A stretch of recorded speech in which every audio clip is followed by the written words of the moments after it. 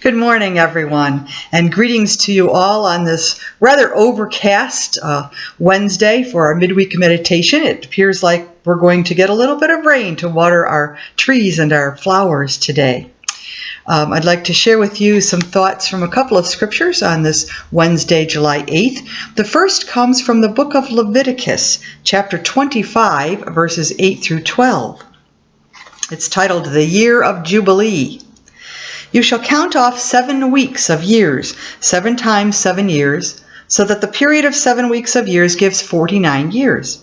Then you shall have the trumpet sounded loud, and on the 10th day of the 7th month, on the day of atonement, you shall have the trumpet sounded throughout all your land, and you shall hallow the 50th year, and you shall proclaim liberty throughout all the land to all its inhabitants.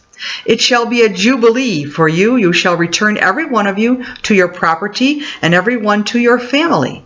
That 50th year shall be a jubilee for you. You shall not sow or reap the aftergrowth, or harvest the unpruned vines, for it is a jubilee.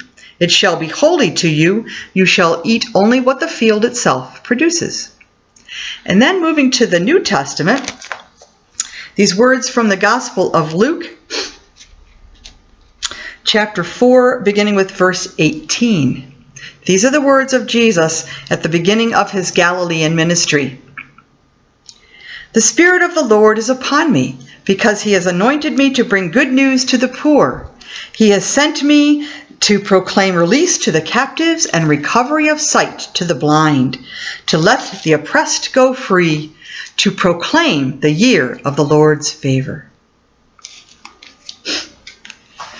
And the title of our meditation today is Yovel.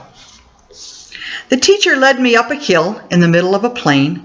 Only when we reached the top did I understand why we had come there. He took out a ram's horn, a shofar, and from the top of the hill began to sound it in every direction. And you shall consecrate the 50th year, said the teacher, and proclaim liberty throughout all the land to all its inhabitants. It was called the Yovel, a name based on the shofar that was sounded to proclaim its coming.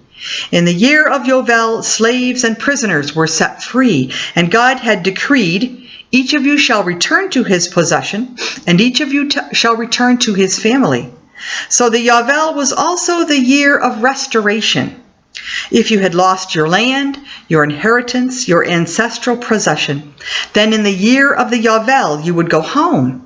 You would return to your land. You would receive back your inheritance and your ancestral possession, all that you had lost. But the Yovel is known by another name. What name? I asked. The Jubilee. Most people know the word, but few people realize its key. You see, the Jubilee can only begin on one specific day. That day was Yom Kippur, the Day of Atonement. The blessings could only come after being reconciled to God, and the only way to be reconciled to God was through the atonement.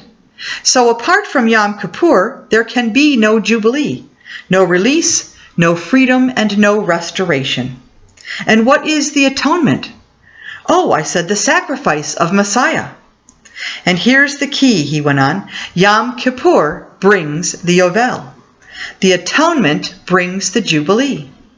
Therefore, if Messiah is the atonement, he must also bring the Jubilee. And the more you dwell in the atonement, the more you will live in the Jubilee. So go deeper in Messiah. Go deeper in his atonement. And you will have the power of Jubilee, the power to walk in freedom, the power of returning home, the power of reconciliation, the power of liberty, and the power to be restored to your God-given inheritance. From Yom Kippur comes the Yovel, and from Messiah comes your Jubilee. And the mission we are left with is to make today your Yovel, walk in the power of freedom, restoration, reconciliation, and release. Live the power of Jubilee. I thought these were lovely ideas for us as we have just celebrated our own Independence Day, the day that we thank God for our freedom. And of course, this reminder that in Christ we are free indeed. I hope you will all enjoy this day that God has given us. If you like the heat, I hope you're able to get out a little bit and just joy in the sunshine and the growth all around us. If you don't like the heat, then I pray that you're finding ways to stay cool. And I hope to see all of you come the Sabbath when we will worship together once again. And this Sunday we will be sharing communion together. So farewell, my friends. Peace, and stay healthy and safe.